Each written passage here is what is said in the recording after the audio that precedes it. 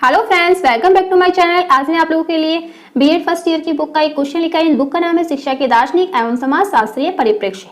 इसका एक क्वेश्चन ये है कि शिक्षा एक त्रिमुखी प्रक्रिया है, स्पष्ट कीजिए। अब ये शिक्षा त्रिमुखी प्रक्रिया किस तरह से है हमें स्पष्ट करना है। तो यहाँ पे हम उत्तर में लिख सकते हैं कि शिक्षा जो है विध्रुवीय पक्षीय शिक्षा के ध्रुवों के विषय में शिक्षा शास्त्री का एक मत नहीं है। जैसे कि आप लोग जानते हैं सभी मनुष्य का दिमाग अलग तरह से काम करता है, तो सभी के विचार भी अलग अलग होते हैं। तो यहाँ पे इसीलिए कहा गया है कि जो शिक्षा शास्त्री है उनका एक मत नहीं है, सबका अलग अलग मत है।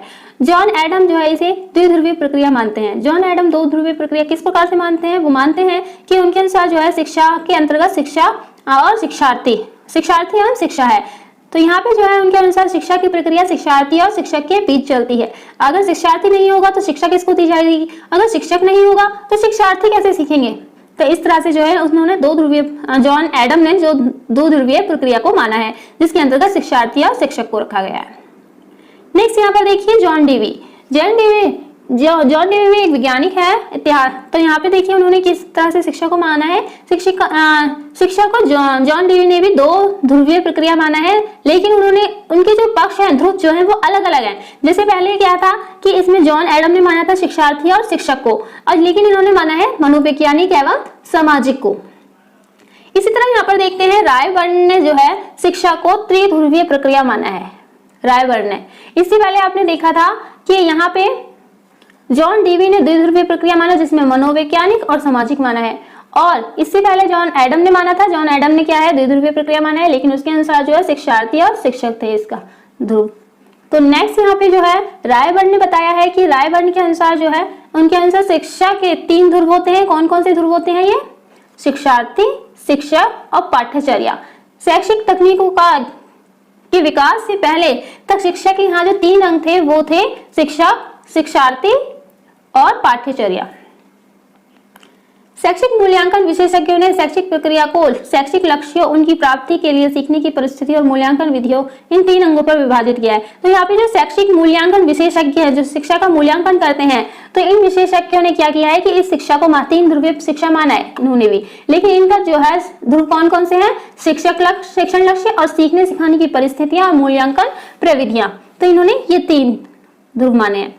सीखने सिखाने की परिस्थितियों में इस क्षेत्र में सबसे अधिक कार्य शैक्षिक तकनीशियनों ने किया है।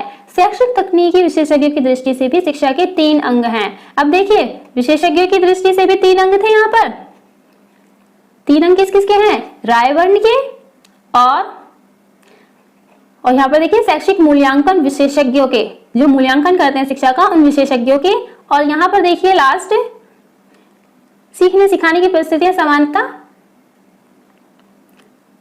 सीखने सिखाने की परिस्थितियों में इस क्षेत्र में सबसे अधिक कार्य शैक्षिक तकनीशियनों ने किया है। शैक्षिक तकनीकी विशेषज्ञों की दृष्टि से यहाँ पे क्या है? शैक्षिक तकनीकी विशेषज्ञ, यहाँ शैक्षिक मूल्यांकन विशेषज्ञ थे इससे पहले।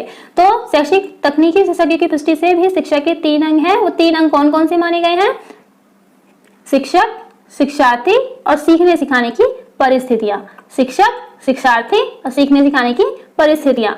तो इस तरह से जो है तीन अंग माने गए हैं। सीखने सिखाने की परिस्थितियां सामान्यतः शिक्षा के ध्रुवों के रूप में हम शिक्षार्थी, शिक्षक एवं पाठ्यक्रम तीनों को मानते हैं, क्योंकि शिक्षण प्रक्रिया शिक्षक और छात्र के मध्य एक उचित पाठ्यक्रम के माध्यम से होती है।